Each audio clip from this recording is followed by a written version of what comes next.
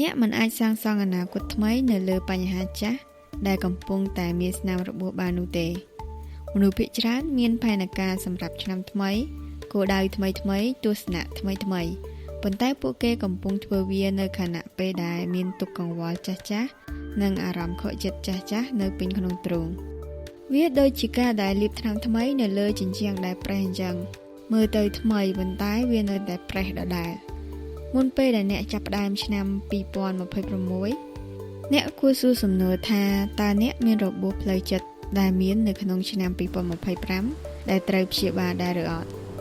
ហេតុអ្វីបានជាការព្យាបាលផ្លូវចិត្តសំខាន់មុនពេលដែលអ្នកកំណត់គោលដៅថ្មីវិទ្យាសាស្ត្របានបង្ហាញថា stress ដែលមិនទទួលបានការព្យាបាលអាចធ្វើឲ្យខួរក្បាលមានបញ្ហានៅក្នុងវីដេអូនេះយើងនឹងនិយាយអំពីរបៀបដែលអាច reset ផ្លូវចិត្តរបស់អ្នកមុនចូលឆ្នាំ2026ដើម្បីឲ្យវាក្លាយទៅជាឆ្នាំនៃការផ្លាស់ប្ដូរដ៏ពិតប្រាកដ stress ដែលបន្តរយៈពេលវែងធ្វើឲ្យខួរក្បាលរបស់អ្នករក្សាអារម្មណ៍នោះនៅក្នុង amygdala និង hippocampus ដូច្នេះសូម្បីតែនៅពេលដែលអ្នកនិយាយថាខ្ញុំមិនអីទេវានៅតែមានភាពតានតឹងដែលនៅសល់ពីឆ្នាំចាស់ប្រហែលជាអ្នកខូចចិត្តបរាជ័យមានបញ្ហានៅកន្លែងធ្វើការឬក៏បាត់បង់មនុស្សជាទីស្រឡាញ់ហើយអ្នកបន្តធ្វើពុតថាមិនអីទេ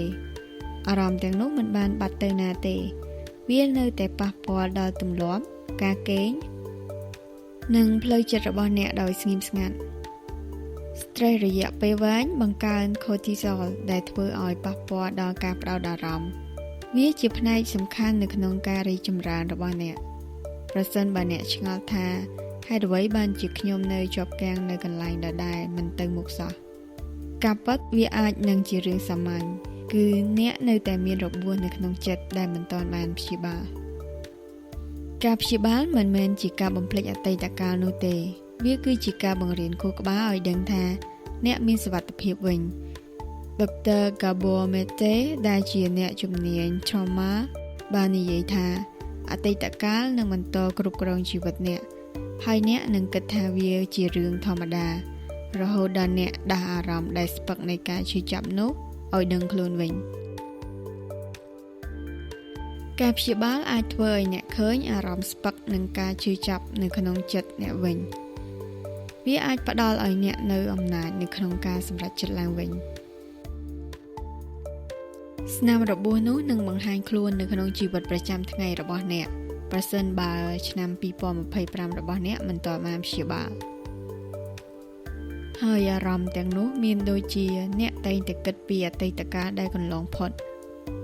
ឬក៏អ្នកគិតច្រើនពីរឿងតូចៗអ្នកអាចនឹងមានអារម្មណ៍នឿយហត់ទោះបីជាអ្នកសម្រាកគ្រប់គ្រាន់ក៏ដោយមិនថាអ្នកស្គ្រូលច្រើនប៉ុណ្ណានោះទេប៉ុន្តែអ្នកនៅតែមិនពេញចិត្តអ្នកនិយាយថាឆ្នាំក្រោយខ្ញុំនឹងផ្លាស់ប្ដូរប៉ុន្តែនៅតែអត់មានអីប្រែប្រួលសោះគ្រប់យ៉ាងនៅតែដដែលអ្នកញ៉ាំអាហារមិនល្អអ្នកមិនហាត់ប្រាណអ្នកមិនអានសៀវភៅអ្នកអស់ទូរស័ព្ទដល់យប់ជ្រៅអ្នកនៅតែធ្វើទម្លាប់ចាស់ៗដដែលទាំងនេះជាសញ្ញានៃអារម្មណ៍ដែលនៅសល់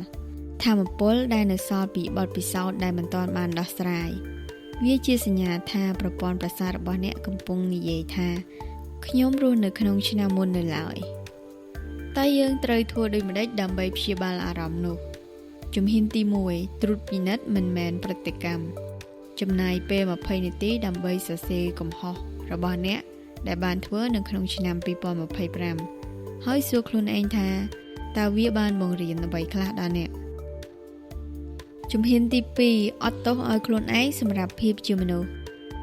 ជីវិតមនុស្សយើងមិនមានអីល្អឥតខ្ចោះតាមចិត្តយើងចង់បាននោះទេការយកចិត្តទុកដាក់លើខ្លួនឯងធ្វើឲ្យយើងមានក្តីសង្ឃឹមវានឹងកាត់បន្ថយភាពតានតឹងនិងបង្កើនភាពអត់ធ្មត់អត់ទោសឲ្យខ្លួនឯងចំពោះគោលដៅដែលមិនទាន់បានសម្រេចឆ្នាំនេះមិនមែនជាការបរាជ័យនោះទេតែវាគឺជាមេរៀនសម្រាប់ថ្ងៃអនាគតជំហានទី3ផ្សារភ្ជាប់ជាមួយនឹងភាពស្ងប់ស្ងាត់ការដកដង្ហើមជ្រៅៗអាចកាត់បន្ថយ cortisol នៅពេលដែលរាងកាយមានអារម្មណ៍មានសុវត្ថិភាពវាអាចចាប់ផ្ដើមជួសជុលខ្លួនឯងទាំងផ្លូវកាយនិងផ្លូវចិត្ត ជំហានទី4រៀបចំផែនការនៅពេលដែលអ្នកមានចិត្តស្ងប់មិនមែននៅពេលដែលអ្នកកំពុងតែឈឺចាប់នោះទេមុននឹងសរសេរគោលដៅឆ្នាំ2026សួរខ្លួនឯងថាតើខ្ញុំរៀបចំគម្រោងព្រោះខ្ញុំចង់បានវាឬព្រោះខ្ញុំចង់រត់គេចពីឆ្នាំចាស់កីឡាករហែលទឹកលោក Michael Phelps បាននិយាយដោយបើកចំហអំពីជំងឺបាក់ទឹកចិត្តរបស់គាត់និងរបៀបនៃការព្យាបាលការយកចិត្តទុកដាក់លើខ្លួនឯងជួយឲ្យគាត់រកឃើញគោលដៅថ្មីឡើងវិញដែលលើសពីមេដាយរឿងរ៉ាវរបស់គាត់បានរំលឹកថាកម្លាំងពិតមិនមែនជាការរុញច្រានការឈឺចាប់នោះទេវាគ្រាន់តែជាការផ្អាកដើម្បីព្យាបាលមុនពេលដែលងើបឡើងវិញមុនពេលដែលអ្នករៀបចំឆ្នាំ2026សូមព្យាបាលឆ្នាំ2025ជាមុនសិន